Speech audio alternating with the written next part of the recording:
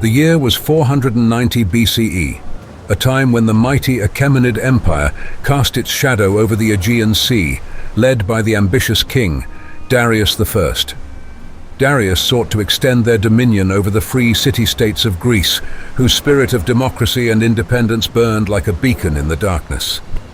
The Achaemenid invasion force was said to have numbered 25,000 infantry, with an additional 1,000 cavalry.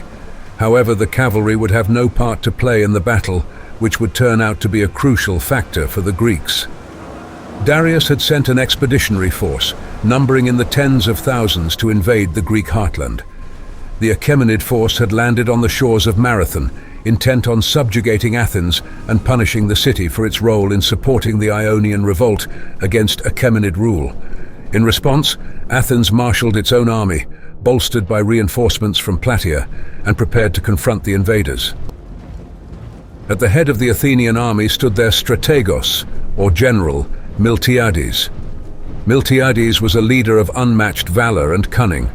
With his warriors drawn from every corner of Attica, he commanded a force of roughly 11,000 hoplite soldiers, all ready to defend their homeland against the might of the Achaemenid horde. Miltiades, realizing that his Athenian force were heavily outnumbered, sent a plea for aid to Sparta, but due to religious festivals, Spartan forces could not march immediately. Besides being outnumbered, there was one other issue. The Athenian force consisted entirely of hoplite infantry, whereas their enemy had a varied force of cavalry, archers and infantry, thus furthermore putting the Greeks at a disadvantage. Miltiades and another of the Athenian generals, Callimachus, likely knew this before going into the battle, and knew that they had to rely on cunning and strategy if they were to stand any chance at halting the Achaemenid advance upon the plains of Marathon. As the Achaemenid and Athenians stared one another down upon the plains of Marathon, a strange opportunity had opened up for the Greeks. The Achaemenid forces, under the command of Datis and Artaphernes, had sailed a portion of their army away on ships, which just happened to have been all of their cavalry. Historians debate why they did this. Some say it was to attack the city of Athens, whilst its entire army was occupied at Marathon, which seems likely. The Athenian generals realized that an opportunity had arisen. They devised a bold strategy to counter the enemy's numerical superiority by deploying their hoplite infantry in a compact formation, which involved overcrowding both of their flanks with much deeper ranks of hoplites, while having a thinner long line of hoplites at the center to match the width of their enemy's formation.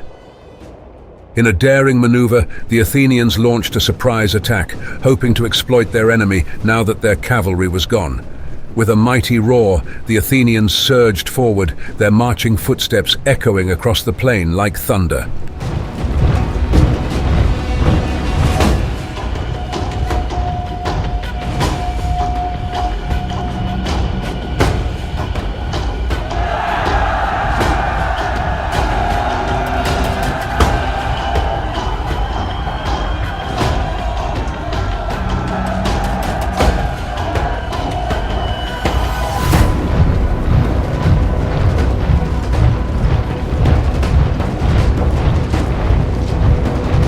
As the Athenians closed in, they spontaneously broke out into a full-on sprint. A sea of bronze and iron could be heard rattling across the battlefield.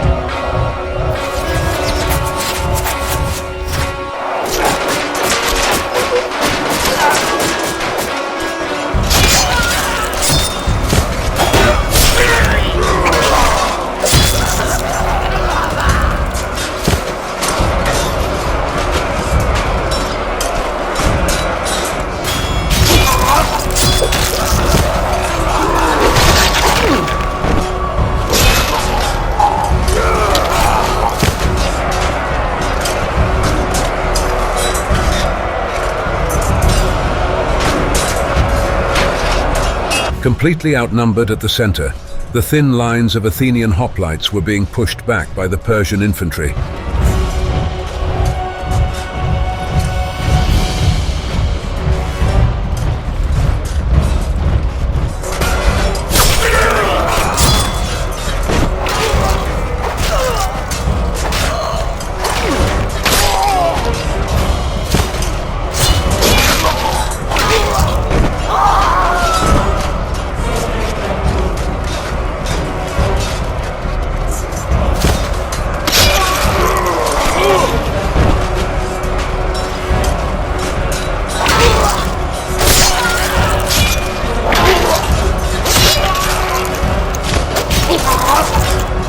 Though on the flank it was the thicker Athenian lines that were pushing back their enemy at a rapid pace.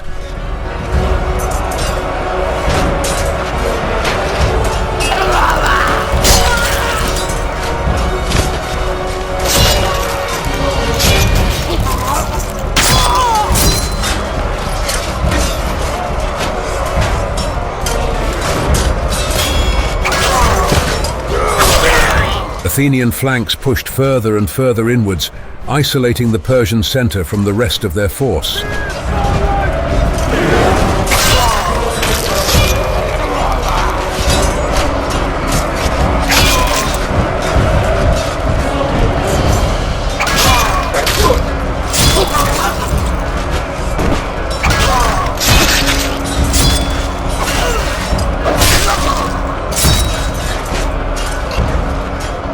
The Persian flanks were overwhelmed, their men soon scattered back to their ships.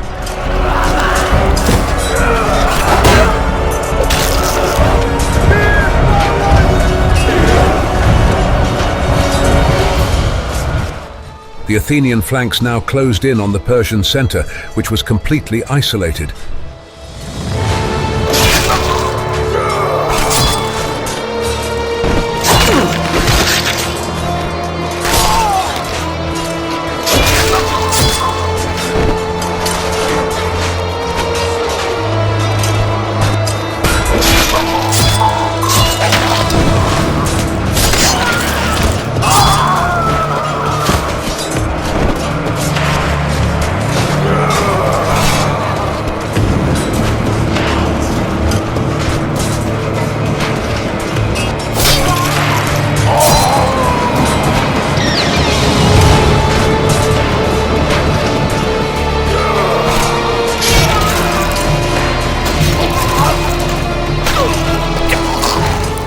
Surrounded and having endured heavy casualties, the Persian infantry soon broke and fled back to their ships.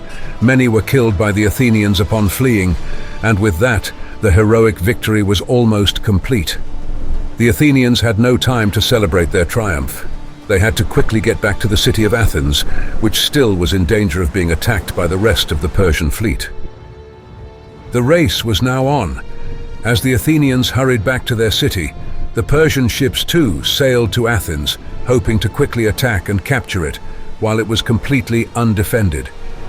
The Athenians knew that if they had lost the city of Athens to the Persians, then their victory at Marathon would have been in vain, so they made sure failure was not an option. And with that, they had reached the city right before their enemy. Seeing the Athenian army on the docks of Athens deterred the Persian fleet, they quickly turned around and sailed off, never to return to Greece for another 10 years.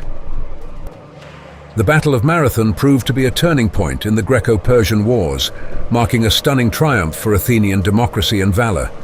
Against all odds, the Athenian hoplites had defied the might of the Achaemenid Empire, repelling the invaders and safeguarding the future of Greek civilization. In the aftermath of the battle, a lone herald was dispatched to Athens with news of the victory.